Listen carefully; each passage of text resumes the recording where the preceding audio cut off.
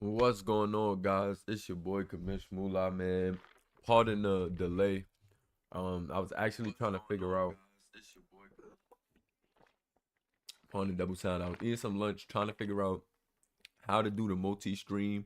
If any of you guys know how to multi-stream on multiple platforms at once, then let me know. But I was definitely having trouble with that. Trying to get this live stream on Instagram as well as YouTube. But we are back, man. It's been a lot of dope content. A lot of dope things going on in the league. I've been having a lot of fun. We seeing a lot of teams start to separate themselves. It's still early, so we want to see some of that consistency. But a lot of teams are starting to separate themselves. A lot of players separating themselves, and we got some fouls. Like we have a Madden franchise editor. I mean, a Madden not franchise editor, but a Madden franchise tool that allows us to see, certain things in the league from a certain perspective, and we have the actual foul. So a lot of what I'm gonna be doing here is going through that editor. I mean, not that editor, the Madden franchise tool and the actual franchise file. So that way we could jump into some games, see some statistics from teams and players. Got to see them stats, stat leaders, things of that nature. So we're gonna review we could review between week 3, week 4. Um, that's what the fourth podcast was supposed to be. I gave you guys some air. Shout out to my guy Kino. Shout out to Pharaoh. Shout out to Ace Andre Roche. But pretty much week 4, I mean week 3 I went by and we didn't get a podcast for week 3. So I figured like week 4 we could wrap up a couple of things that we've been seeing here. Shout out to my guy Johnny Marzell in the building as well. Um yeah, I figured we could just go through some different topics, chop it up about top players, look at the statistics and things of that nature. And it should just be fun to look through that. Shout out to my guy Jamie Locke tuning in as well. And yeah, man, we gonna go through different stuff. It's no need to really like be, go game to game in the exact order. You guys may have watched some games. I really want to go through standings and stats, you know what I'm saying, and keep the conversation flowing. So I will be looking in the chat. I want you guys to engage as much as possible so that way we could keep this live stream, flowing like in a certain way. So where we looking at a lot of different stuff. So I'm gonna switch over screens to where I should be in this smaller pocket. Let me see. Yeah. So yeah, I should be in the smaller pocket here now. And then I'm gonna go get an application capture to show this Madden franchise viewer. Yeah. And then that should pop up on the screen as well. So I'm gonna get the Madden franchise view on here.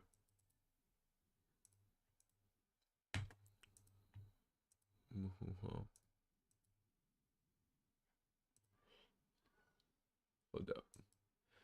Once I get this viewer on here, we're gonna look at that.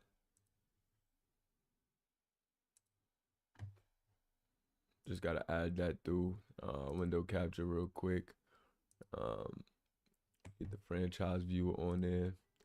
And there it goes. Let me move it so that way it's behind me. And then yeah, so we pretty much gonna view this and see, what we got going on there. That should be big enough for you guys. Let me know if you guys can see everything, if everything is cool. So yeah, man. I bet. Shout out to my guy Kino. He been making those jerseys. So we got jerseys being made. We got a lot of things going on. So like I said, we're gonna pretty much go through, some different things.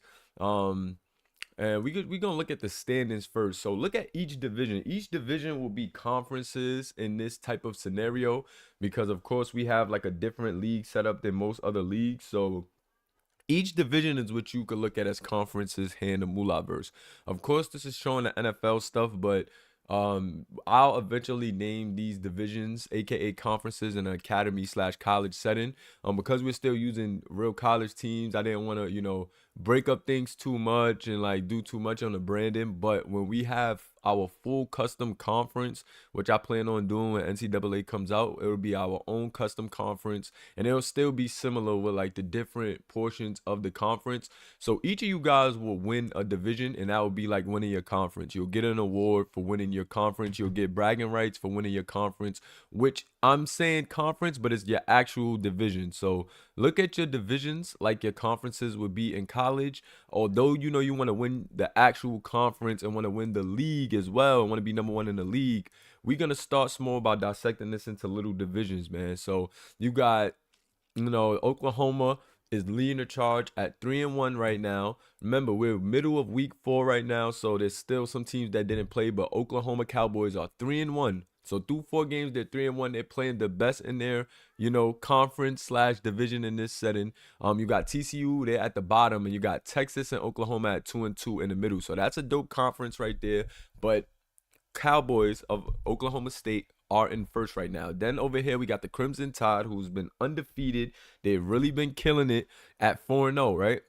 And you can look at points for, points against, net points, because this will tell you how these teams are doing. Like, think about the teams with the lowest points against. That'll let you know that these teams are playing really good defense. You know what I mean? But then if you look at points for, then you'll see the balance between how good their defense and offense is. And then if you don't want to calculate that on your own, you can look at net points. So if a team has a high net points, that means they're outscoring their opponents by a pretty good margin overall in the season. So these are some little things to pay attention to when you're looking at this screen. And it's just super fun to look at, to see a different view of the league. So that way, it may be some teams that you may have not been following, but it may be some glaring things on this screen that's like, oh, wait, they're dominating the division right now, you know, but may not necessarily be the division. They may be getting a lot of wins outside the division. Like, check out Alabama right here, right? They're 4-0, but they haven't played a division game yet. So they're 2-0 at home, 2-0 on the road. They're netting 39 points, but they haven't played anyone in their division.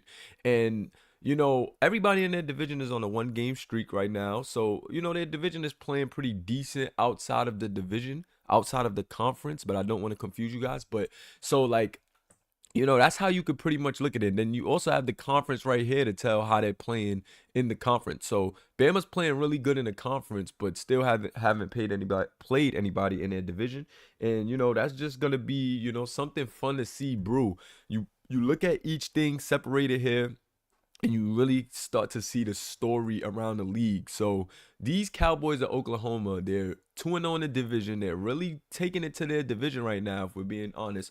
And they're at, let me actually see the screen to see if you guys can see the last division. No, you guys can't even see the last division. So what I'm gonna do is I'm gonna take myself out of the screen real quick, just so you guys can. I'm gonna take myself out real quick, just so you guys can see, you know, this bottom division right here, just so you guys could see what I'm seeing as far as that bottom division. So we have, you know, Ole Miss at the top, but you know, you got Texas A&M right behind them. And remember, guys, the leaders of these divisions are going to get playoff spots because of the way the structure is. So if you're thinking NFL, we have an NFL-like playoff structure, right? So these division leaders are all gonna get in, and we're gonna have a few wild cards. So if you look at this Ole Miss, you know, division, this is shaping up to be, you know, it look like it may be a tough division, look like anybody division right now. Ole Miss and Texas A&M is about tied at 1, both 2-2. But you go to the division record, and Ole Miss is 1-0. You feel me? Texas A&M is 0-1, so that is why Ole Miss is at the top. But it just start to tell you, you guys really want to win your division. Pay attention to your division. I have the divisions in the tab in the Discord. So pay attention to your division, because this is what you really want to win. It's still anybody's game, no matter the conferences right now, because your divisions are what you want to win. As long as you're winning them division games, you will be in a good spot to get a playoff, you know, spot, man. We have 32 colleges. We're running the season just like an NFL structure. So be sure to pay attention. Florida State dominating their division right now. You know what I'm saying? They got, look at who's in their division. They have Colorado, Miami, and Mississippi State Bulldogs. Mississippi State Bulldogs were looking really good up until they took that loss last week in week 3, and they still have to play in week 4. Who's to say if they win, that can, start to spark some things about them and, Florida State being them two division, rivals that's trying to, stay ahead at one. So a lot of these stories are organically happening on the fly as we're, going through this season, and it's super fun to see unfold. But you guys really want to capitalize on your division and make sure you're scouting these division teams, conference as well, but more so the division, so that way you know where you stand as far as the playoff standings, and who's brewing as that top team. Shout out to Brandon James. Shout out to all the guys in the chat. Gary Jack. Shout out to my guy Jay Pick, man. But yeah, man. So as you guys are seeing this right here, right? If you check out net points, let's try to search for who's the highest in net points, because that'll let us know a team that's really dominating. And you got Bama at 39 net points and Florida State at 42. These guys are playing some of the best football if you think about it from a net point perspective. So they're outscoring, teams, and they're playing at a really good level. Even UCLA at 21 is really good for net points. You got some teams in the negative net points. So although they're still maybe number 2 in their division or playing pretty well, when you look at their net points, their opponents overall, all of their opponents that they played are outscoring them. You know what I mean? So it's dope to see, the Seminoles really, putting up numbers. And, teams are scoring. They've let up 80 points, right? But then they scored 122. And I told you, these guys have been in battles, but for whatever reason, they have the team that's resilient enough to get through those battles. Much like Alabama's team to score 85, but they scored 124. And I believe those are the two most high scoring teams in the league. Yes, they are. So you gotta watch out for both of these offenses, because these guys can really, really give, a defense a headache. You see that they're consistently putting up points and getting things done, man. So even when we go to the rankings, which I'll show you guys, like power rankings, this Madden tool right here through the mod allows us to even track the power rankings. Like, it naturally does power rankings. Look at the odds here. Even games we haven't seen played, based on all of this information, it has odds up here. So like when we get into the pros and we want to get, gambling for the SC, I don't promote any real life gambling or anything, but when it comes to this setting, you do what you want. It's your simulation coin, and we will implement that. And check out the odds here for us, all based on the analytics. And these are not things that I'm creating, guys. So this is just so you guys don't think I'm ever just creating things off the top or just making things happen. This is actually what's going on in the file. These are, AI, compiled things that are literally coming from within the file. So when you go to the power rankings, and I will start using these power rankings for our rankings and showing you guys this way. Sometimes I will make the graphics and things of that nature, but we're a small league and we're growing. I have staff members that's coming on that are working on jerseys, guys that are getting in tune with graphics, but I don't want to make it too hard on anybody, especially when we haven't generated capital as a league to pay these guys. So for the most part, I will just be showing you guys through this dope tool that allows us to really take our Madden experience to the next level. And look at the power rankings right now. So we got we got Alabama at number 1, Florida State at number 2. No surprise there, they're both undefeated. Then you got the Oregon State Beavers at number 3. I told you guys from the beginning, Sam Bucci was Gucci, and you seeing the results here. It's not me making this up. I don't make this list. This is actual Madden and the AI taking what Madden has within our file and generating this, man. This is really fun, bro. Like, this is really dope to see, and I love this tool. You guys got to follow the names because they don't have the custom logos in here. It would have been fire. Maybe we can find a way to get that in there, and who knows. But for now, you guys can follow, you guys can read. So then we got the Badgers at rank number 4. They're 3-1. Spartans at 3-1. They actually had a good game. They took a tough loss, but you can't count them all the way out, man. They took a tough loss to a team in the Cowboys who are 3-1. So the Spartans still at the top, although they took that tough loss.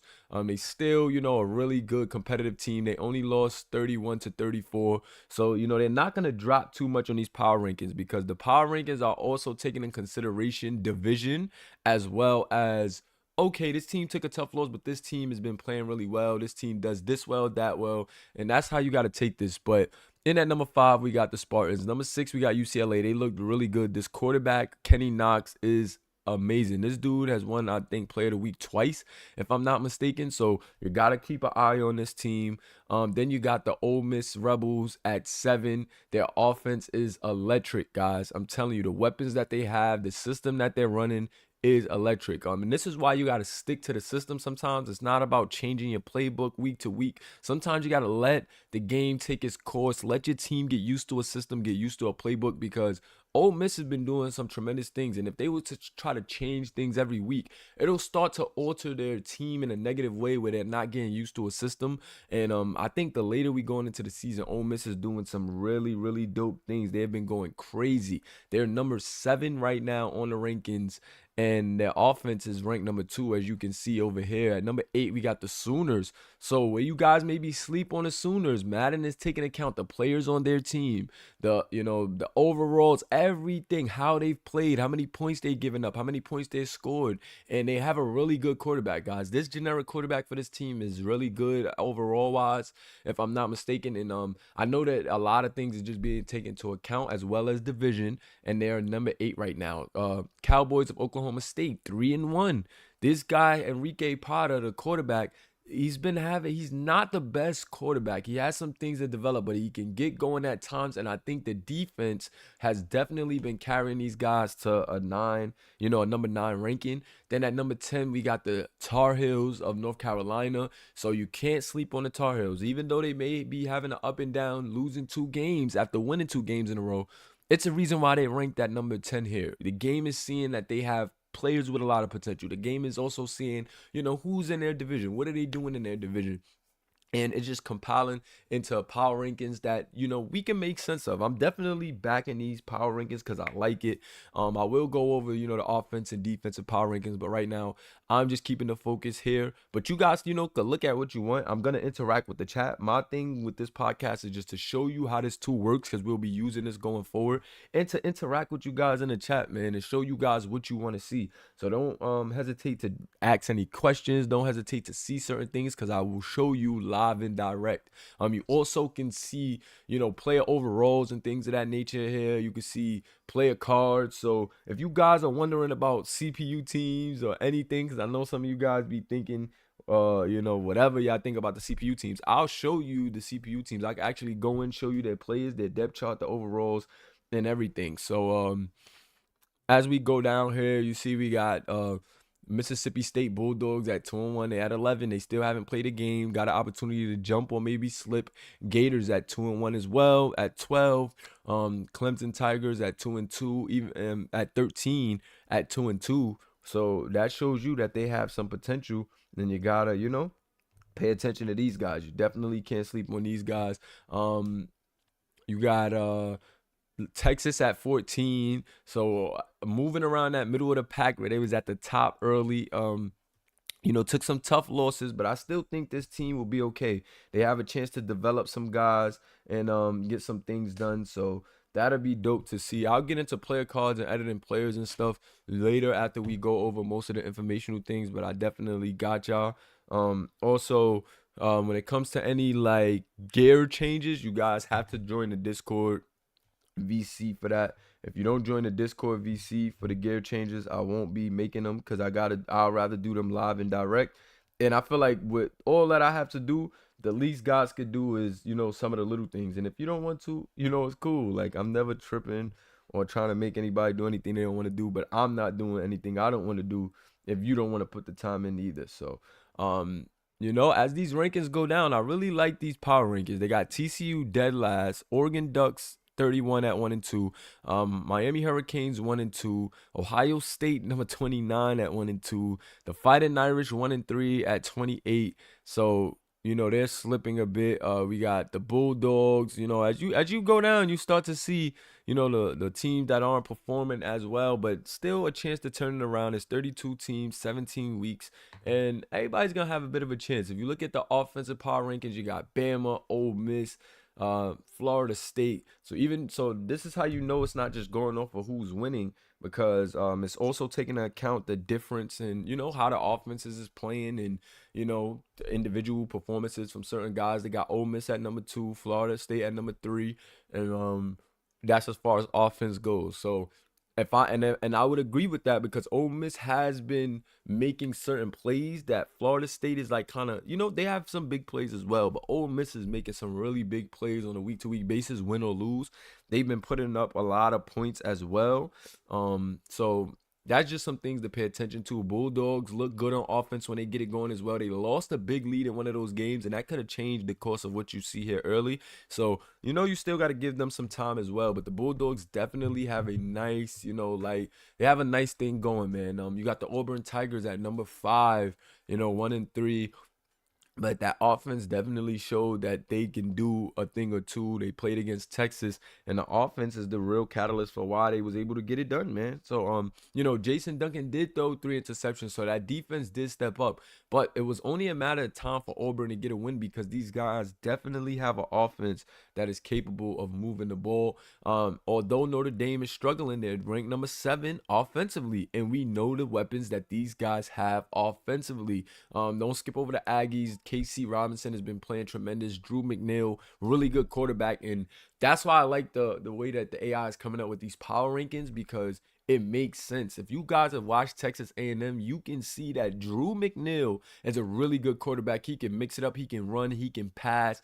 And he's just a very capable quarterback. And then Casey Robinson is one of the top rushing leaders. I'll get to the to individual stat leaders in a few, but I'm telling you guys, Casey Robinson's another guy that you got to keep an eye on in the running game. And we got a lot of dope running backs. Wisconsin, they have a nice balanced approach. Did wind up taking a loss. Didn't move on to 4-0, but you got to watch these guys offensively, or you will learn the hard way. Nick Patton, Ramirez, the running back, really good. Then the Sooners, I told you about that quarterback. You could never count out that quarterback over there of the Sooners. And then the Michigan State Spartans. I think we all know, with those 2 running backs, Armstead, Bo, and then big time Bibbs at times, you can't, ever completely count out Michigan State. The Beavers, man, I don't really like their offense, but their running back, I don't really like their quarterback, Enrique Parra. I'm not saying I don't like him, but he has to develop a bit. Questionable decision making at times, misses some throws at times, but I gotta say that this kid definitely has some game managing potential. Oh, and that's actually the Oregon State Beavers. So that's Sam Bucci and those guys at 11, pardon me. And yeah, man, they're good. So I'm gonna go through this and just let y'all see the bottom of the offensive power rankings, so you can see what teams need to step it up offensively and what teams haven't really showed any flashes enough offensively to really be in that top 10 or top 15 of offenses. But these are the guys on the back end. If you look on defense now, it'll start to shape up and make sense. This Mississippi State Bulldogs defense, really good. That's why they're here. I think they've given up the least points in the league through 3 weeks, and they play their game later. I'm not sure if I'll play their game later today. We only got 4 games left. I've been trying to stretch it out for the rest of the week, but we'll definitely see what they line up to do. And Michigan's Wolverines, although their offense needs some work, look at where their defense is ranking. So you obviously can't play too many games with this Michigan defense. Same for Ohio State. 1-2 right now, but I think their defense, could get it going behind their offense. And if their offense starts to get it going and match the intensity of their defense, imagine how scary that can be. The Ducks in at 4, Colorado in at 5. So the deeper we go into divisions and more of these teams play each other, it'll start to make a lot more sense as far as the narrative of the league. I feel like a lot of people, see past the narrative of the league right now because they're paying attention to their teams, their players, the big performances, the other user guys. But if you pay attention to the landscape of the league with these power rankings and, this Madden tool right here, you really can see what's going on in the league, man. And I'll show y'all a little bit more of this, but I'm going to move on to the stat leaders. If there's any questions about, these team rankings, anything else you want to see, if you want to go back to the division rankings, let me know. But I'm going to move on to the stats, and we're going to start off with the QBs. Remember, everybody didn't play yet. We're middle of week 4 right now, and, finished with week 3, but here we go with the QBs, man. You got Ace Andre Roche, he's played his game this week. Duke Davis also played his game this week. These guys are neck and neck As far as yardage goes, not too far, but Ace has been airing it out. Ace has truly been, showing that he has, real good pocket presence and that he's not afraid, to try to go for the big play. His brother Cinco over there, that wide receiver, looks really good. Nino Cavachi looks really good. Drip Britton is really good in the passing game as well. And Duke Davis isn't too far. This kid, Duke Davis, is a problem, guys. Gotta watch out for this kid, Duke Davis. I get my pretty face back on here. Sometimes it just looks better, a little bit more immersive. Throw the hood on, gotta get the twist redone. You know how we doing, but this ain't about me though. Let me cut it out. Yeah, man, but Dorian Brackett, here goes the soonest quarterback. So he's right there. If you look at the touchdown to interception ratio, you got Ace Andre Roche with 10 touchdowns. So I'm just gonna give you yardage first. So you guys can see the list as far as yardage. And I'll start to go down so you guys can see, and then we'll go to touchdowns. You know what I'm saying? Completion percentage. We'll go to each thing. I just want to show you guys slowly going down from a yardage perspective what the landscape of the quarterbacks are doing. Mind you, we are not at the end of week 4, so some of these guys have not played yet and have a chance, to move up, in the rankings. But for now, this is what we're looking at right now. And it's looking good. It's looking good. Some of these quarterbacks are looking really good. At the bottom of the list, where you may not be able to see if my face is in the way. Yeah, my face gets in the way at around. Let me see. It looks like Chase Bryson. We got John Richards after Chase Bryson, Ronnie Shanahan. So let me get my face down actually, so you guys can see the end of this list. And some guys haven't played yet. But, you still can see, pretty much what's going on this list right here. I'm actually going to go to the most completions. Let's just see. The most completions go to Tyshawn Bryant. You know what I mean? He also has 137 attempts. So he's not even close. He's number 16 as far as attempts. But he's number 1 in completions. So that shows you the efficiency of this guy. Let's go to completion percentage. He's number 1 as far as completion percentage. Enrique Potter is number 2. That's the quarterback that I said I questioned at times. And here you can see why. 3 touchdowns, 5 interceptions for Enrique. So although he has a good completion percentage, that shows you some of his decision making is really questionable because he's completing at a high rate at 69%. But then he's also, really high in the interception mark with 5. You know what I mean? Tyshawn Bryant, 9 touchdowns, 2 interceptions. You know what I mean? So that's a good, little rate right there. And he's leading in, completion percentage. So you gotta, definitely gotta respect that. If we go to touchdowns, you got Duke Davis leading the charge right now. Still some guys that gotta play that may be able to, shift this for Duke.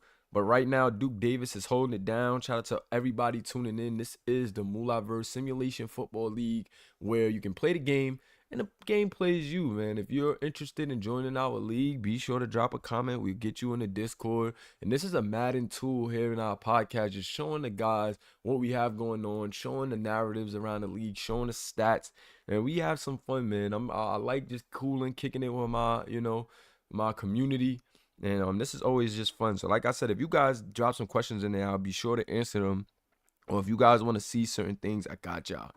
Player cards, doesn't matter. We'll dive into that. But right now, we're just wrapping up some stats. And Duke Davis at number 1. Then you got Kenny Knox at number 2. And look, Duke Davis, 11 touchdowns, 2 interceptions. That's great. But look at Kenny Knox, 10 touchdowns, 0 interceptions. So although his team is not having as much success as Duke, you got to watch out for UCLA because Kenny Knox has also won Player of the Week twice. So he's trying to knock off that list. He's trying to knock on that MVP door that Malcolm, we'll say MVP because the Malcolm and the MVP will be 2 different awards, guys. But yeah, man, he's trying to knock on that door, man, and get that most valuable player, and put himself in the ranks, man, and you gotta show him. Tyshawn Bryant is really a lot of guys. You see Johnny Manziel at number 5 in touchdowns. He has 9 touchdowns, 1 interception, and that was on a heave at the end of last game versus Florida State. So shout out to Johnny Manziel, man, doing his thing, showing up in a statistical category. And I gotta show Johnny Manziel some extra love, man, because where we thought he was going for that Manziel likeness, he's actually a lot different than Manziel. Like even with his team not having certain success or losing games, This kid is all about his team. He's still getting his content up. He's still grinding. And you just gotta love the attitude of him. You've seen older guys. I know he's a younger kid as a user quarterback, but we've seen older guys get erratic. We've seen young guys get erratic. But this young guy right here showed a very mature approach into the way he moves in the league. And I just gotta tip my hat to a guy like that. You know, I'm a fun guy. I'll go back and forth with you. I'll go at you even. But I do pay attention to the temperament and how certain guys are moving, especially when they take that leadership role. And Johnny Manziel's a young guy who took that leadership role, and he is wearing it really well, man. I think that's something to just take note to. You know, me being a guy, I gotta multitask. I've definitely been able to see it, and I'm taking notes. So I just gotta, you know, shout out Manziel, man. He's been doing his thing, and that kid is a dope kid, bro. He's a dope kid. The more I'm starting to see how he moves in a setting full of vultures, I'm definitely proud of, you know, how he's moving, man. So then we got you know, Eric Weber, 9 touchdowns, 3 interceptions, looking good as well. That's not a bad ratio. Dorian Brackett, the Sooners quarterback, 8 touchdowns, 5 interceptions. So he's definitely getting it out there, taking some risks. But just know how quick it'll be for these things to even out with these guys getting used to their team, the flow of what's going on in the season. You never know what you'll see. Even Jermichael Bibbs, 8 touchdowns, 4 interceptions. Then you got a guy like Drew McNeil, who I said may not be having extravagant numbers, but the consistency is already there. 1,064 yards, 8 touchdowns, 1 interception, and he's a dual threat guy. He's been running touchdowns in as well. So where some of these guys are high throwing touchdowns but haven't had any running success, you got a guy like Drew McNeil and Sean Bryant who's also been running touchdowns in. Even Brock. Even Brock Williamson, who's lower on this list at 18, he has what 6 touchdowns, 3 interceptions. And as we go down, you know, you start to see things wind down. But Trey Johnson, 8 touchdowns, 4 interceptions. Young guy, 1,000-yard throw already. And you know, he's very hard on himself at times. But Trey Johnson is a young freshman quarterback who's shown a lot of potential. Maybe got to get some attitude, temperament things right at times, but he's a young freshman guy. Can't, you know, be too hard on him. But he's already has 1,000 yards, and 8-4 is not a bad ratio as a freshman right now. You know, 65% completion percentage. So Trey Johnson is another guy to watch out for, because it is not surprising if you start to see this guy pick up with some consistency and wind up playing really well. Brett Sambucci, another guy that I told guys to watch out, and he's just playing steady football right now. Almost a 70% completion percentage, 7 touchdowns, 2 interceptions. Plays really good ball when he turns it on. Sometimes, you know, could get lost a bit out there, but I told you got to watch for him, because if he's clicking, you're in trouble, and that's just the facts. Jason Duncan kind of unraveled in the last game, but up until that point was playing really consistent. He do all 3 interceptions in the last game, but had 7 touchdowns. So you know, Jason Duncan is another guy you got to watch out for. 62% completion percentage. I think when he has it going, is a really capable quarterback. Chase Bryson of Mississippi State, very steady. Look at his attempts. They don't throw the ball too much. They rely on their defense. They play hard-nosed football. And Chase Bryson seems to be a sound decision maker. 6 touchdowns, no interception. Still have to play this week. But if you see the steady pace of Chase Bryson, man, you will, trust me, you will learn a lot about this kid's game and just the approach that Mississippi State has. They play like a bit slower but steady. And, you know, it's been working for them thus far. So we'll see. Then you got guys like Trent Edwards, quarterback of Iowa. Another pretty steady guy. Did make some mistakes. 6 touchdowns, 3 interceptions. Jay King, another guy, very conservative, as you can see. 6 touchdowns, 0 interceptions. So very conservative out of Jay King. Hasn't thrown a pick yet, but you know, got to start taking a bit more risk, especially with the talented receiving core that you have. Got to start taking a bit more risk, man. Definitely capable of throwing more than, you know, 867 up until this point. But like I said, he's another guy that's conservative, but let him get it going. Let him get in the flow, and he starts to dart out there. So it could be a game where this kid, you know, just goes off and, you know, he's right back in that conversation as a top guy. Just fell down a bit due to, you know, the conservativeness, due to not taking as many risks, and it's hurting his team right now. but you definitely still got to pay attention to him. Tula Dowell for Clemson, really up and down for Tula right now. 6 touchdowns, 5 interceptions, 897, and I think he shows some flashes as well. Just another young guy that has to develop, much like Brock Williamson behind him. Then you got Javon Sims as well, 773. Another guy that's not taking too many risks. Lefty quarterback, not taking too many risks, but he has talented receivers, and you want to see these guys get an opportunity. And some of them has voiced their frustrations with him already. But you just gotta give these guys time. These guys are freshmen. A lot of these guys are freshman quarterbacks here in the college series. So you gotta give them time to get these things going, man. Yancey Rivers, another guy, maybe a bit conservative. He didn't play his game yet, so we'll see how he plays in this rivalry game against Michigan. But a lot of these freshmen, man, they came in conservative. They got that conservative trait, and we've also gave them opportunity to ask guys, did they want to change certain things? They didn't. They want to stick to their guns, and some of them may be regretting it, and they won't have a chance to change that until about next year.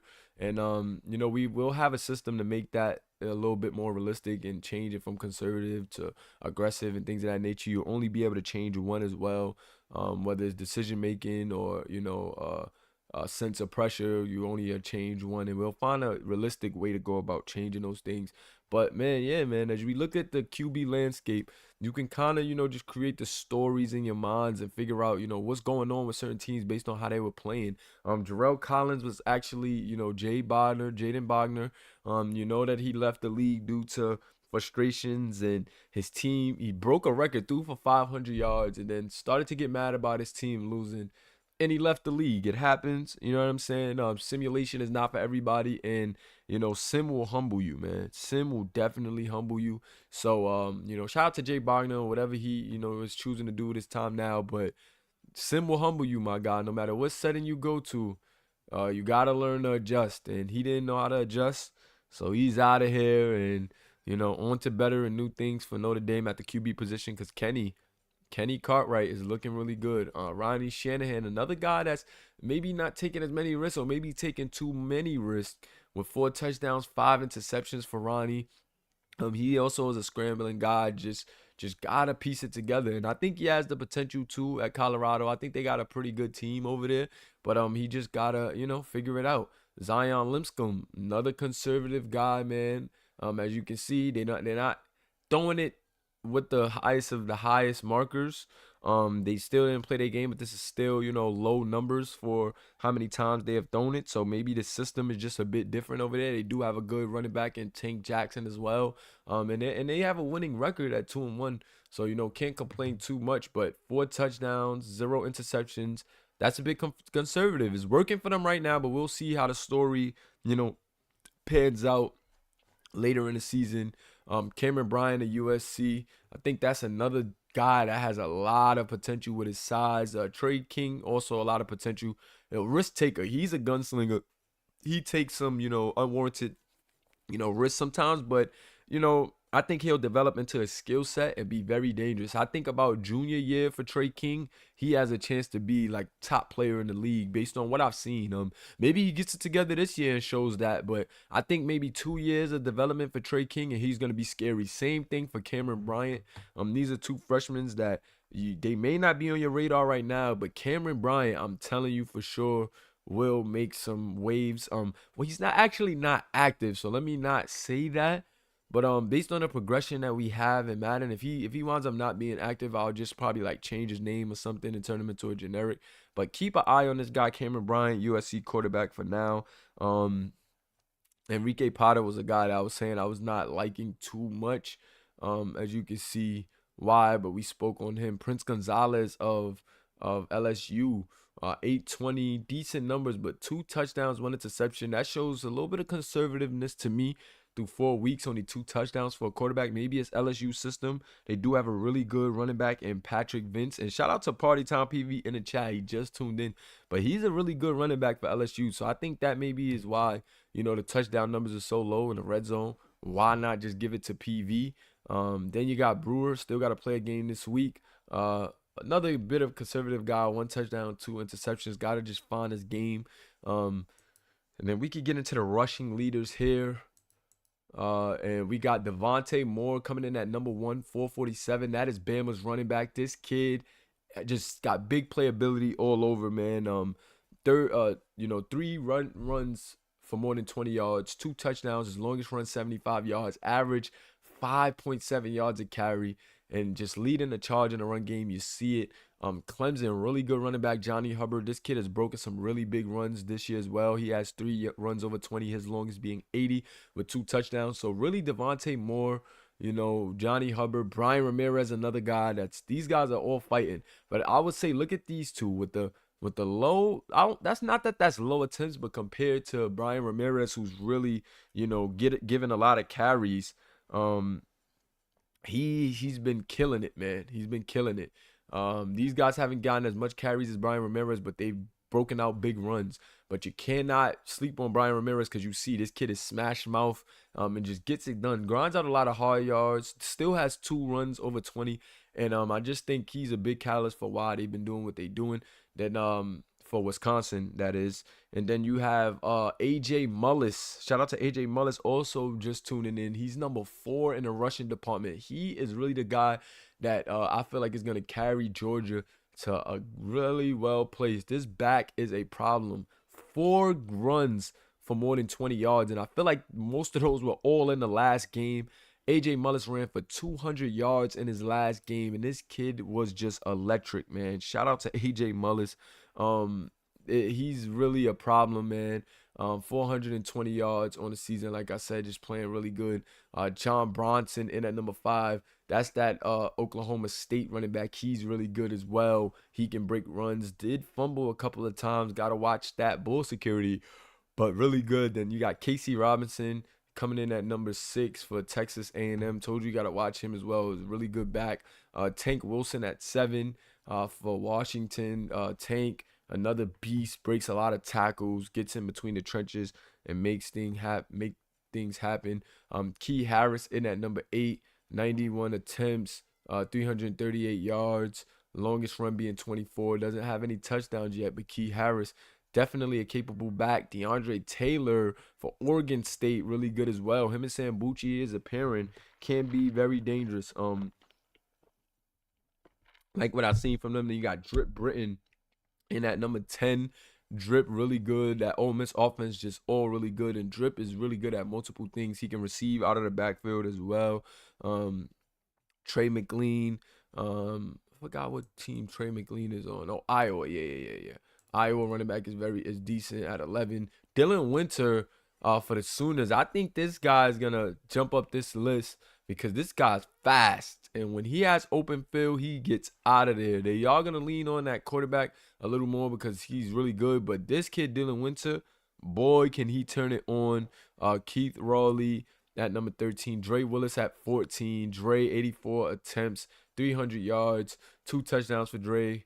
Dre is another guy that can make big plays. So is Juwan Rhodes. A lot of good running backs, man. Just like a real college setting, we got a lot of good running backs. The Mississippi State dudes haven't even popped up yet, and we know how good they are. Angelo Bow was in that 20, but he shares carries with he shares carries with the other guy, Armstead, and Will Armstead is at 26. So they got 2 guys in the top 30, 2 guys over 200 yards, and they've definitely been looking, really good. Michael Smith looking good as well, 55 attempts, 256 yards, a touchdown. Michael Smith also really good for Colorado. Then you got Patrick Vincent at 24. Patrick Vince, 253 yards, a touchdown, and he's a really good running back for LSU, man. They got to get it together, and I think they will be all right, man. Patrick Vince with he broken some big plays, man. Can't sleep on PV. Frank Demir. There's a lot of good running backs, man. Got to go down and give these guys a look. As we start to get closer to the quarterbacks, though, you'll see that there's some quarterbacks out here making waves. Cameron Bryant, I told you guys don't sleep on him. 148 yards rushing, 2 rushing touchdowns. Brock Williamson, 2 rushing touchdowns as well, 144 rushing. Then you got Tyshawn Bryant, 134 rushing, 2 touchdowns. And he has I believe 10 passing touchdowns and then 2 rushing. So that's 12 touchdowns in total for Tyshawn Bryant. Ronnie Shanahan with 2 rushing touchdowns as well. Marzell, no touchdowns, but decent yardage, over 100 right now. Yeah, man, Drew McNeil, a touchdown rushing almost 100 yards as well. Told you guys gotta pay attention to some of these quarterbacks that's out here doing it as well. If we go to the league leaders in touchdowns now, rushing touchdowns, you got Justin Thomas at number one. Justin Thomas is the Wolfpack's running back, NC State. Then you got Ace Lewis, actually no, tied for number one in touchdowns in the league, rushing touchdowns. Shout out to Ace Lewis, man, for Notre Dame. Notre Dame got some hope in there, man. Ace Lewis is a really good back as well. DeAndre Taylor out paired with Sam Bucci, number three. Ranked at number one. You got a lot of guys tied for number two as we go down here, including Tyshawn Bryant, Ronnie Shanahan, and John Wilson, all quarterbacks that's tied for number two in rushing touchdowns. So, you never know who could be leading the league in rushing touchdowns. It may be a quarterback, man. Maybe a quarterback. You just never know. PV, you gotta keep up with the league, man. We ain't gonna answer all your questions at one time right here, man. You in the server, start getting active, start getting in tune, man. But yeah, so as you can see, man, for running, let's see, and breaking the most 20 yarders is AJ Mullis. Then you got Devontae Moore, Johnny Hubbard behind him. Leading in fumbles, Casey Robinson with 4. Gotta work on that. And then we're gonna move the receiving really quick. The most receptions goes to Alex Dickinson, tight end. Hassan Aziz, number 2 for receptions. Him and Hunter Washington tied. Then you got Emilio Pereira, nice tight end for TCU. May just be in a bad situation with his team, but yeah, man, definitely has a time on his hands. Definitely a lot of receptions. Another wide receiver with a lot of receptions. Connor Hicks, I believe I thought that was I thought he was on Wisconsin. He's actually on Clemson. So Clemson got a nice receiver. And look, 71 overall, guys. 71 overall, 26 receptions. For Connor Hicks, man, 299 on the season. So, and he's the top receiver as far as receptions go. And the second receiver as far as reception goes would be JoJo Cartier Ocean with 23. But just was looking for the top guys. Then we can get to yardage. Jackson Collins, number 1 in yardage in the league.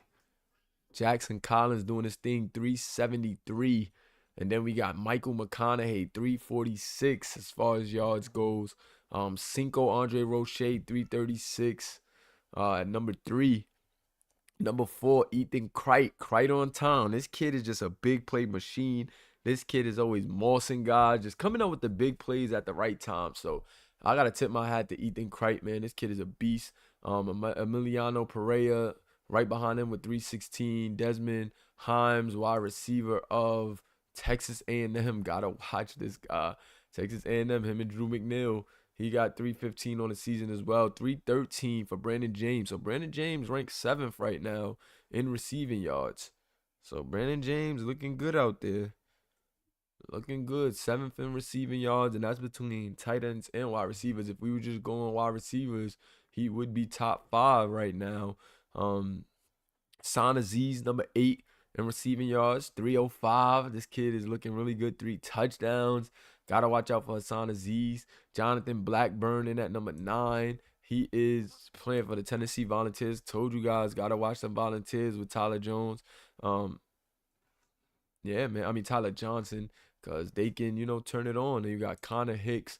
That was that guy for Clemson that we was telling you to watch. Cedric Hill, number 11 for Ole Miss. So you got Cinco at 3. And then you got Cedric Hill at number 11. And this is why I was telling Brandon James, you might got to watch it because this guy has some big play ability, man. Very fast receiver, 5'11", 186 for Ole Miss. And this kid is tough, man. This kid has big playability, and him and Ace Andre Roche has been doing a thing, man. Then you got Paul Roberson, that is Beavers. He plays for, he plays for that. He plays with that guy Sam Bucci, and yeah, they're definitely capable. Then you got Bigsby, I believe is on Wisconsin, no, Oklahoma. Yeah, sometimes the jerseys be tripping me out when I be just trying to think on the fly. But Sean Bigsby, another good guy. JoJo in at number 17. Just looking for some user guys on the list now. Kaseem Ramsey plays with Tyshawn Bryant at Florida State. So Bo Knapp in at 29. And yeah, man, we're gonna start to see this list start to take off as well, and start to see some guys separate themselves as far as that goes. But now we could go to touchdowns. Jackson Collins is at number 1, so he's leading in receiving yards and in touchdowns. That wide receiver over there for Bama, gotta tip my hat to him, man. They definitely been balling. Um, 5 touchdowns for him. Uh, they looking for Rello on the receiving yards list. Let's see where Rello is at. Rello may not be up there in yards. He's number 45 in yards, 219, 3 touchdowns, so not bad for Rello. He's ranked 3rd in touchdowns right now with 3 touchdowns. So definitely, making a bit of an impact. But Jackson Collins leading in yards and touchdowns. Then you got Brenton Sweet, the tight end, 4 touchdowns. Kaseem Ramsey, wide receiver of FSU with 4 touchdowns. David Barnes, tight end, 4 touchdowns. Cinco Andre Roche, 4 touchdowns. Cedric Hill, 4 touchdowns. So Cinco and Cedric of Ole Miss both with 4 touchdowns. That is amazing to see right now. Those guys really, playing well. Cam Johnson, 4 touchdowns for Washington. Alec Dickinson, 3 touchdowns. It looks like Hassan Aziz 3, Rello 3. Rome Swan 3 touchdowns, wide receiver for Penn State. So you're seeing a lot of guys really, turning it up, seeing what's up. We'll go to tackles real quick. Pardon me, I went to that game preview by mistake. But we'll see on the defensive end what's going on. Total tackles right now: Randy Darby number 1, Denzel Bryson number 2, Bud Simmons of North Carolina number 3. Bud Simmons making an impact, user linebacker, doing what he does, man. Cole Davis, another user linebacker for TCU, 47 tackles. Juan Cervantes, number 6, 46 tackles. Watch out for Juan. Michael Walenka, another user, number 10 in tackles. I'm trying to look. Momo Woods, 37 tackles total. Quentin Santos, 21 with 37 tackles as well. Anthony Bogner, 36 tackles as a safety. Yeah, man. So users putting in some work. Tackles for loss: Tremaine McGee of UCLA, 11, 4.5 sacks. Gotta watch this edge right here. Tremaine McGee, Darren Levy, left end, 11 tackles for loss, 6.5 sacks. I believe he is the sack leader for Ole Miss. Lindsey Anderson, 9 tackles for loss, 4 sacks. So he's making his presence felt for the Wolfpack of NC State. Paul Jones, middle linebacker, 9 tackles for loss, 1.5 sacks. So not much of a pass rusher, but definitely gets in the backfield and make plays. Jabari Whitfield, 9 tackles for loss, 4 sacks. Steve Hunter. So we got a lot of guys. Heath Brothers, I know that's for Bama, I believe. Yeah, really good, man. Really good. This is why you got to watch out for Bama. 8 tackles for loss, 5 sacks. Glenn Ingram, Wisconsin. Yeah, man. We got a lot of guys that's dope at, putting the pressure on. If we go to just sacks right here, 6.5, 5.5. We got a lot of guys getting to it, man. A lot of guys getting to it. A lot of guys getting to it. We don't have any users leading the charge here in the sack department. No, let me just go to the sacks tab and let's see. Do we have any users? Nope, I don't think we have any users, really making a difference in the sack department. No freshman users going too crazy in the sacks department right now. But that definitely can change. Trying to see if we got any guys. Oh, Zachary Alexander, 2.5. Zach Alexander is definitely a little beast over there for Washington. He has 6 tackles for loss and 2.5 sacks. So Zachary Alexander, the freshman, I would say doing his thing. Trying to find if we got any where the other user guys at. Aiden Phillips just played his first game, has 2 sacks already and 4 tackles for loss. So gotta watch out for Aiden Phillips making his presence felt in his first game. 2 sacks already. So shout out to Aiden Phillips. And then if we go to interceptions, I believe Sylvester Norcutt is the number 1 guy. And Sylvester Norcutt, I know Honcho was talking about him earlier. Definitely like that. Definitely like that, man. So you got 3 interceptions for Norcutt, 2 for Tyke Wells. Mateo Reverend, middle. That's two Bama guys. Mateo Reverend, middle linebacker for Bama, and Ty K. Wells, the cornerback. So you gotta watch these two guys. These two guys playing amazing football. Can't throw it their way. What other users I'm seeing and leading? Uh, Not really seeing any more users leading, but I know a couple of other users definitely got an interception. But we'll go all day searching for all the guys with one interception. A couple of defensive guys have scored as well, called some house calls. So here we go on that. Yeah, man. So that's literally the landscape of the league right now and how things are going. And I want to show you guys something a little bit with this progression, right? So the way that we're doing the progression is basically like the old Madden. So outside of SC, the way we do Madden progression is through this progression tool that changes from the way that you're used to seeing Madden right now, and it gives us a different way of going about the progression, for it gives us a different way of doing the progression, because I don't really like Madden progression, and then in the simulation setting it's a little different. But the old way of doing Madden progression was at the end of the year they will give you certain things based on the way you play. So that's how we're pretty much doing it. We've seen, look, Mantra Whitehead, right? And this is just to show you guys, I simulated multiple years so that way, things would even out. And then Mantra Whitehead, Alabama's so it's in team order right now. So all of these will be, as you can see, each team showing the progression. So last year, Mantra Whitehead, based on this progression tool, went up 14 overalls in one season. And those are little things based on how he played. So he had a 13 awareness. So for whatever he was doing, he may have won an award. He may have been killing out there, and they gave him more awareness. They took what he was playing like, and they increased him there. If you see, nothing else really increased too crazy. 11 pursuit. You could say, that may be a lot, but based if he got an award defensively, look at the things that's going up. Look at the things that's going up. He did get a 17-point boost in zone coverage. So that is like, I can almost guarantee you that he, won an award, and that's why he boosted up. He went up 14 overalls in 1 year based on his play. So you do the math and you'll know what he was. He was a 74, went to an 88 in one season just based on the way he played. I feel like it's realistic to give, it's realistic to have, the AIs and including you guys boost that way, because it also can work the opposite way based on certain things.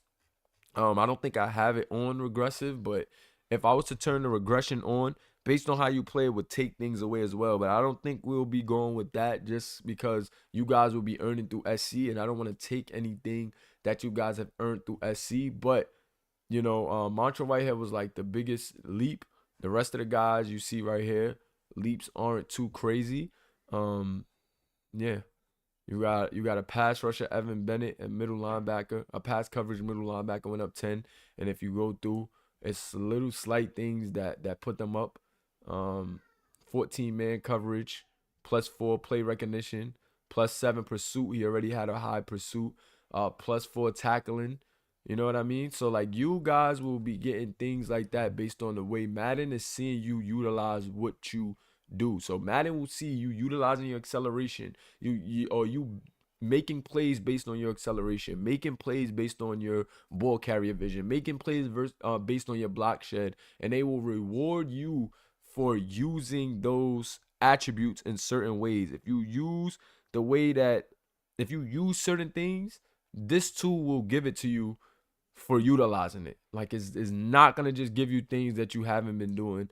I've looked at it. I've studied it based on like the guys that we already had implemented before you guys came in, and it definitely does a good job. But this is not for you to bank on. This is more so for the AI players. You guys will be working on SC. So no matter what this gives you, if you're banking on this, then you're thinking in the wrong place anyway, because you're a user and you can develop yourself based on SC. This is just a plus for you. This is just a bonus. This is not something for you to hang your hat on as a user player, because you should be worried about SC and developing how you want to develop anyway. But this is just to give you guys an understanding of how we're doing progression here. as far as the CPU players. It'll be based on how you play. Madden also takes into account like the age of the player and things of that nature. Hence why like I changed the ages for certain guys just to make sure if they're a generic player and they're aged older, we're not looking at that. That's background anyway, so I'm not tripping on if they don't get too much progression. I think it just randomizes and balances out, honestly. But if it's an older guy playing good, he will get progressed still, if he's not too old and then hit that threshold. So it just always balances out anyway, even though everybody will be the common ages for college. Just using this progression tool will help balance a lot. And yeah, man. So that's pretty much it. We pretty much wrapped up and went over a lot. We didn't get into any really game recaps. We can if y'all want me to. But drop any questions that y'all have. At this time y'all could join the VC. If y'all want any like drip changes or anything, I will be doing that via the VC, so that way we could do it in real time. I won't be doing any of those changes based on like the text or anything, because here's the opportunity. Guys have asked, and here's the opportunity for you to come in and get some changes. If it's that serious, make your way in here and get your changes ready. But we could chop it up about some more things if you guys want to know some more of what's going on in the league, or etc. What's they said which been your favorite game so far? I would say that Bama comeback ranks high as far as one of my favorite games. When they came back, that was crazy.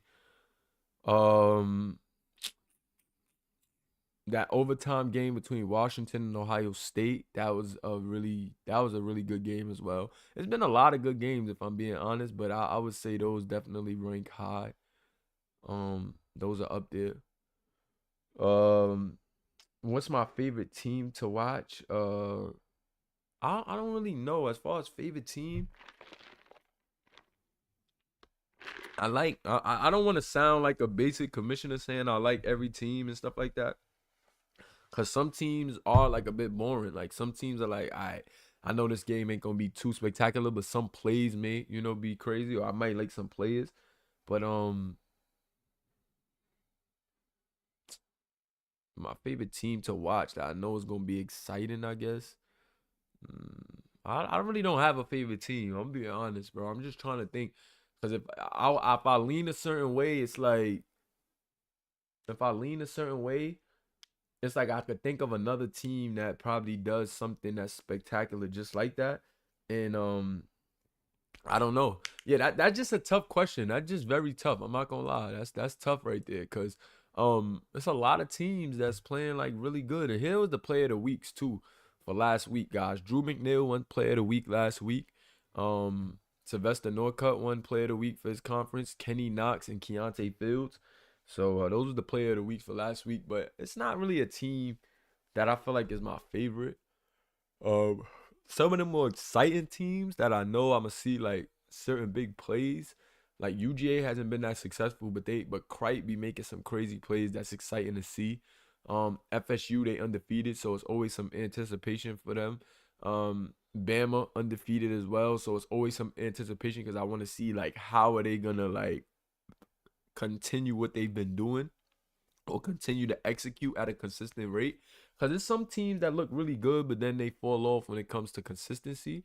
And then like teams like Bama, FSU intrigue me because I'm like, what is this team doing and adjusting to on the fly that the other teams are not doing to stay consistently undefeated? And yeah, like so that's probably like the I would say that's like three teams that I just like to see play. Like Ole Miss is always in like a shootout type of game, whether they lose or win. So that's like kind of tough to me. Like it's fun to watch them. UCLA too is another team that's tough. That I like to watch. I like to watch a lot of teams though. Um, most exciting players, offensive and defensive. I would say Devontae Moore, of Bama, Tyshawn Bryant of Florida State, and Devontae Moore, Tyshawn Bryant, and I would say Duke Davis. So Devontae Moore, Tyshawn Bryant, and Duke Davis. So Duke Davis and Devontae Moore both play for Bama, and then Tyshawn Bryant at FSU.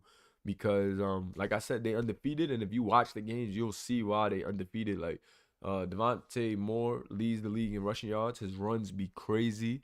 Duke Davis just consistently is like diamond. He has a lot of weapons with Jackson Collins and Hassan Aziz, but the consistency that he's able to like put it on the money for those guys is crazy. Like, he don't run too much. So I like Tyshawn Bryant because he mixes up the run and the pass and just plays really good as far as decision making. Doesn't really have too many crazy big throwing plays that's like ooh, but that's where Duke Davis give me that ooh, like damn, he put that on the spot. And then Devontae Moore with the big runs is crazy.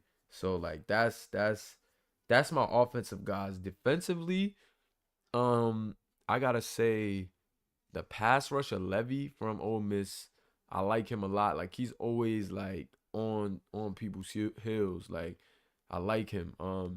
I gotta say, another defensive player I really like to watch and keep an eye on is for coverage. I gotta say, um, little folks from North Carolina. Like I'm not gonna say that the freshman is perfect, but teams go at him like they go at little folks for North Carolina. He like shows shutdown ability. Like maybe they've got some slants, or maybe a couple guys may have gotten like a big play, like a big play against him in the game that you make a like nitpick and be like, oh, they went at him and got this play. But teams go at him, and he really locks in. So I gotta say I like little folks a lot. Like I really like little folks. Andrew Alexander, that's his real name, but I like him. Um, so I said Levy and like Mateo, that linebacker from. Oh, I gotta. That's tough. Three defensive players is tough because Ty K. Wells as well. Ty K. Wells is another lockdown, and he actually be catching picks. So I don't know. It's like it's tough to pick three because I like Mateo too, Reverend, the linebacker for Alabama. He be picking it off and he be laying hits. Like I just think he a really good field general linebacker. So it's kind of tough to pick. It's kind of tough to pick It's kind of tough to pick because there's a lot of guys that I like on defense, bro.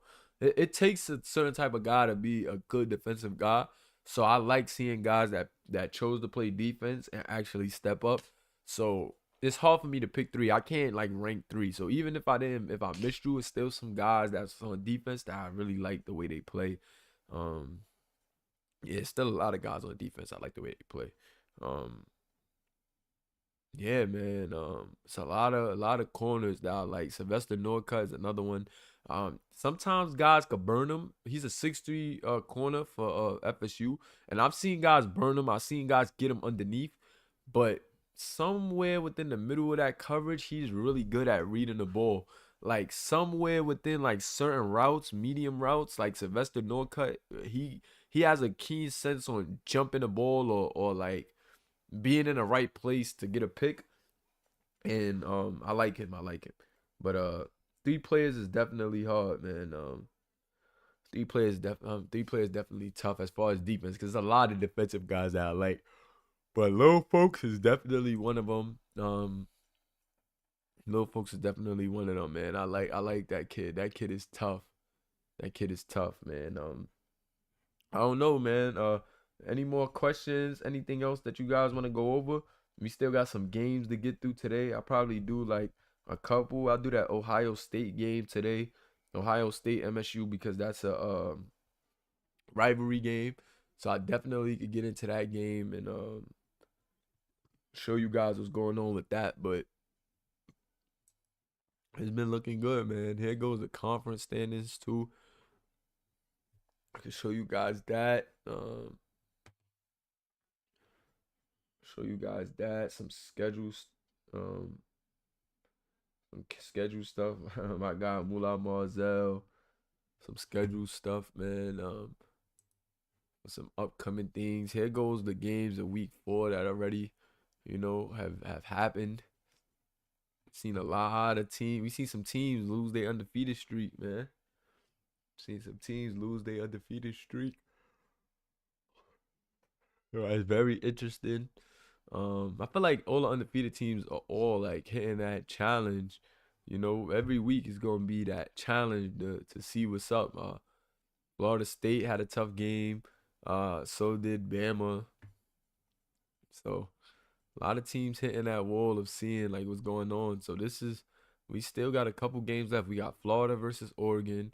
That's a premier game. LSU versus Mississippi State, premier game.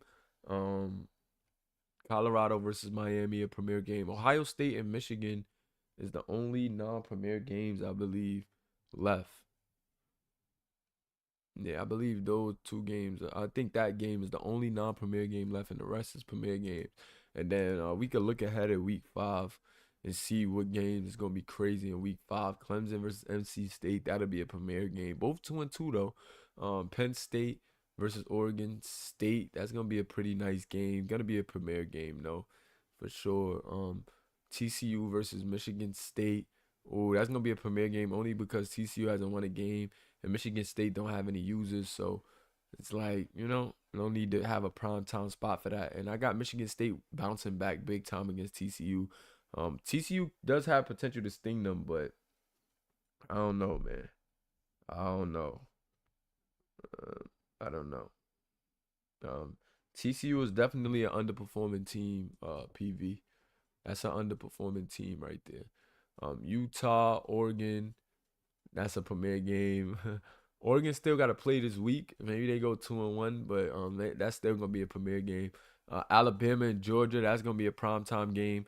Definitely got to see if Georgia could try to take it to Alabama to give them that first loss. I know they're gonna come out strong, but Bama just super resilient. But this is a really good game, Alabama and Georgia. Florida State and Miami. Miami didn't play yet. Maybe maybe they go out there and get a win. But this is definitely gonna be another primetime game just because of the undefeated team in there. Um, Florida, Oklahoma State. Florida still gotta play, but this may be a game to watch. If they both wind up 3-1, this is a game to watch.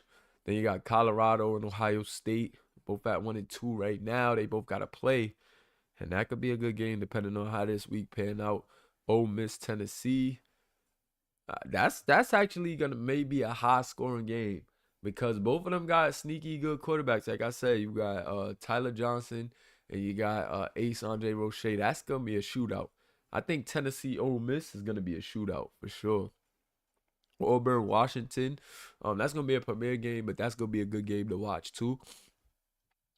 Washington is gonna Washington has been looking good in the last two games. They've been playing some tough defense, and now they're gonna go against a high-powered offense. So that's why I really want to see what's going on. Because although Auburn is 1-3, that offense is really good. So I can't wait to see how Washington, pans out in that one. Um, yeah, that's gonna be tough. Uh, then you got Michigan, Notre Dame. Gonna see how Michigan fares this week against Ohio State in that rivalry game. But that might could be something. Um, I don't know. I don't know if Notre Dame is gonna be able to bounce back against Michigan, but we'll see what Michigan does. UCLA, Iowa. That's gonna be a really good game too. Even though there's two computer teams, those are two tough teams, two tough CPU teams. Texas A&M, Mississippi State. That's gonna be a good game. Can't wait to see what Mississippi State does this week though. But that's gonna be a good game. Wisconsin 3-1 versus USC. That's actually gonna be a good game too. Can Wisconsin, show that they can stay consistent and be one of those teams, or will they fall to a USC team that is kind of trying to get, trying to fight their way in the mix, trying to fight their way in the mix. LSU and North Carolina. North Carolina don't got an easy feat against LSU. They're a bit conservative as well on offense, but I think against conservative teams as well, North Carolina really pushed their foot down. So we gonna see how that pans out. And they got Oklahoma versus Texas. This is gonna be a really, really, really, really good game. Hopefully Texas could get a bounce back, but I can't call it because that's gonna be a really, really good game, man. That is going to be a really, really good game, and I'm gonna show y'all the highest like ranked players in the league, highest overall players. Devontae Freezer, a Michigan user. Waverly Harris of Texas, a user. Blake Pryor of Notre Dame, a user. Jay King, a user. Montre Whitehead of Alabama, a CPU. Andrew Alexander, a user. That's little folks of North Carolina. Marcus Carter, 87, a user. Roy De Niro, 87, a user. Kamari Hill, 87, a user. Taekwon O'Neal, 87. He is a computer. Tim Ricks, 87, that's a user. Sam Borland, kicker, 86, user. Juan Cervantes, 86, user. So as you can see, like a lot of users are the higher overall guys. You got some CPU guys sprinkled in there. Shout out to my guy DCP. You got some CPU guys sprinkled in there, but for the most part, the users are pretty much the highest overall guys in the league. And we could keep going down so you guys see. But CPU guys are trailing behind the user guys, and that's how we wanted it to start off. But there's still some dope CPU guys, so you can't sleep. I could always go in here and implement a search for a guy to see certain guys stuff. Brandon James. Let me see Brandon James. See Brandon James, Notre Dame. And Brandon James, that's your player card right here. You can get a screenshot of this stuff too. But this is your player card. Of course, you guys picked what you picked. But, you can keep this. Check things out. Traits and abilities. You high point catch. Cover the ball. Yards after catch. You don't drop open passes. You don't have possession catch, though. So, yeah.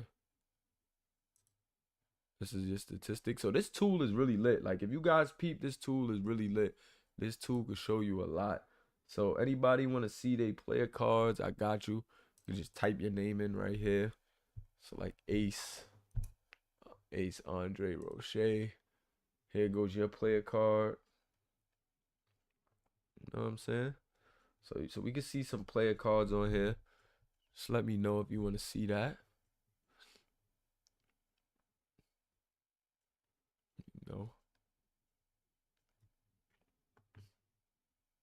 your player card right here. This your traits. You know what I'm saying? You average sense of pressure, okay. Pocket style QB. Don't have tight spiral. And forces passes ideal. So that's probably what's helping him a lot. He got some dope already tendencies. Got the throwaway trade on. Don't have that tight spiral, but he definitely gets that ball out there. Anybody else want to see their player card? You can just drop a comment and we'll get to your player card. Definitely not tough at all. Show you guys the player cards. Yeah. Oh, I would guess, but DCP want to see his player card. So let me see. Go to DCP. DeAndre Carter Park. There you go. DCP player card right there. You know what I'm saying? DCP, low awareness. If he get that awareness up, his overall is gonna jump crazy. So DCP is a guy that could get in that film room, get that awareness up, and that may make a huge difference. Also, DCP don't have a lot of release, so he's really fast. Really fast. And I'll go down so you can see the rest. Your short run route. Really fast guy. Good deep route, good short route, good medium route. But if he gets that release up, I think DCP may mess around, be one of the craziest receivers in here. So you guys could screenshot and take that. Let me show Rello his player card. Let me go to DCP traits. He high point catches, yards after catch, and he has possession. So DCP, really good receiver. Just a few things to work on. You see, he got that low awareness and low release. That's definitely key attributes that he could work on right there. and he'll be a beast. Some things that he could work on right there. Definitely he'll be a beast with those, man. I'm seeing 10 years pro. Let me change this real quick. Yeah, real quick. Let's see. Um, Let me see who else we got in here for the player card. Rello said you want to see his player card. I got you, Rello. Here we go. Here goes Rello player cards. Rello really good. Got good release, good catching. Rello got a lot of good stuff. Awareness 73. Medium route maybe could be a little better. But Rello all around really good. Let's go down right here so you can see some more stuff. But Rello really good. Really good. Overall, really good player.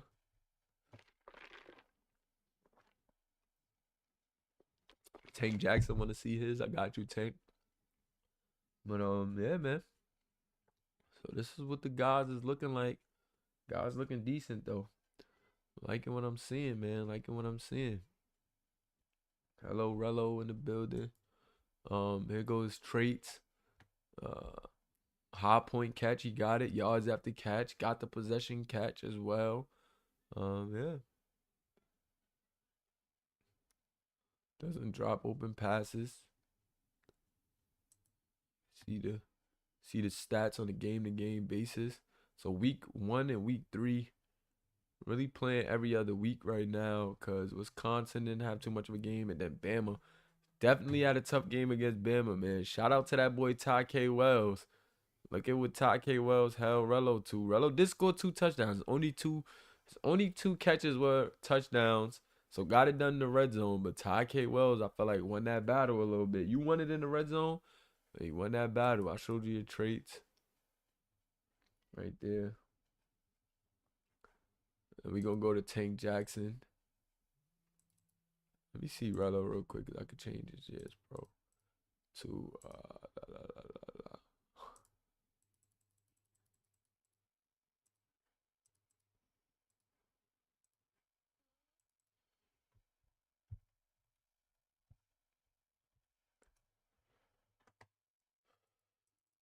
Tank Jackson. Here goes your player card right here. Sir.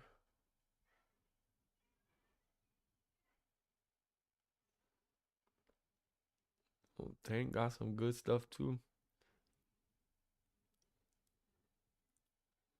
Alright. That's a nice looking back right here. For sure. Pretty much evened out.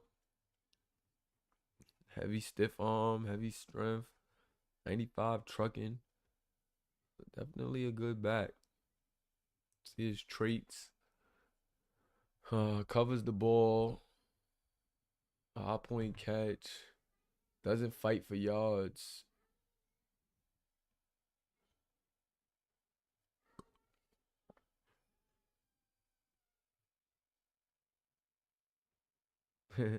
They call him Vanilla Beast Mode. Let me get these years pro. Boom, boom, boom. But Tank looking good, man. Tank looking good. Uh, Tank definitely looking good. Let me go to. They just certain quarterbacks. I want to go to them. I'm actually gonna take this year's pro down.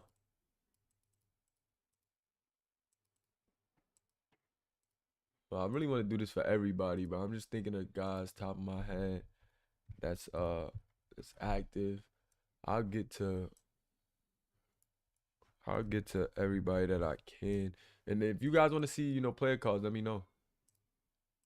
Anybody that want to see player cards, let me know. But definitely want to change all of this. Just in case like next year, I don't want anybody retiring.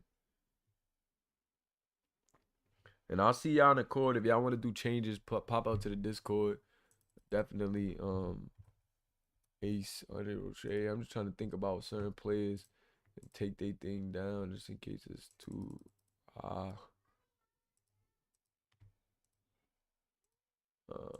Let me see who else we got.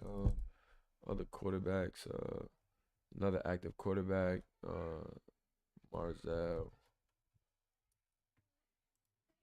Definitely would have changed his joint. I got too old there too.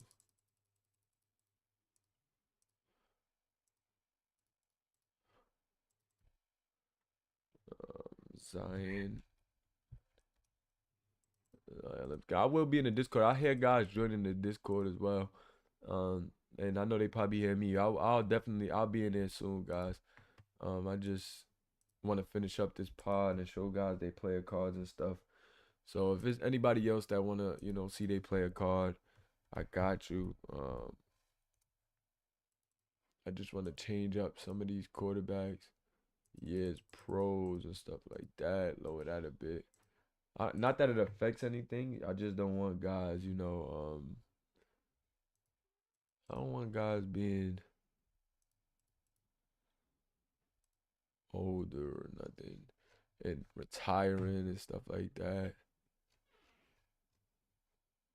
So yep, that's pretty much it, man. But if that's it, if that was a good podcast. That was a nice little stream. I do got some games to get to. It's already 7:30.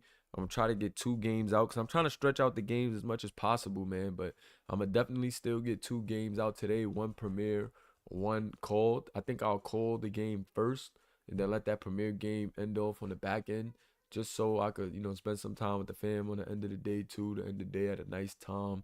Appreciate y'all for rocking with me. It's definitely always a good time with the guys, man. This was a very, very good podcast. We already had 108 views. I get to see the statistics on the side. So it's a real good podcast already, guys. Good on the numbers, good retention. Always appreciate you guys for tuning in, man. It's your boy Kamish Mullah. If you're new and you're just tuning in and you want to join the MSFL, man, don't hesitate to drop a comment under this video and we'll get you in the Discord. Applications, are done. You know what I'm saying? We're not taking any more players for this season, but you can get in the Discord with us and chop it up until next season till your time comes. The application is in the Discord as well. And we trying to promote just community, and build it from the ground up.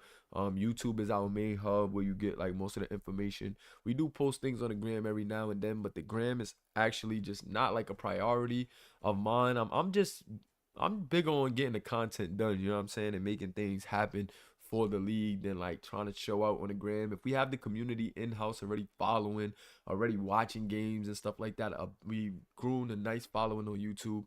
I'm not really tripping too much on like doing all these crazy graphics and stuff for the gram. When we have the staffing and we have the things to, do that at a higher level, then sure. You know what I mean? But that's just not a priority for me right now. We're still early and young as a league, and it's just not a priority for me to be on Instagram trying to look at us on Instagram, like we have a really dope community and I'm trying to keep engaged outside of like just Instagram and reaching for other people to see what we on. If you here, you know what's up. I don't really get the vibe that our community is heavy Instagrammers anyway.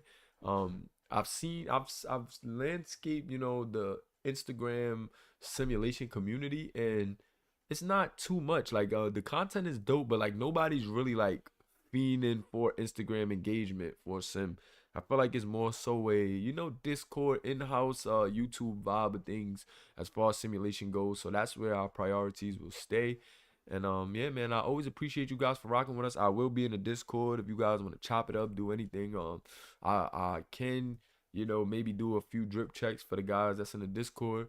So get in the Discord if you want the drip, man. I'm telling you, get in the Discord now because guys have been asking me, but I can't do it on everybody's time. I have to put out a specific time and then do it. And I wrote guys earlier saying from 5 o'clock I'll be live streaming. It's been 2 hours. If you haven't, tuned into the Discord or you're not in the Discord by the time I get off the live, I'm sorry, guys. You know what I'm saying? I only got but so much time to make certain things happen. But appreciate you guys, man. It's your boy Kamish Mullah. It's been real. Peace.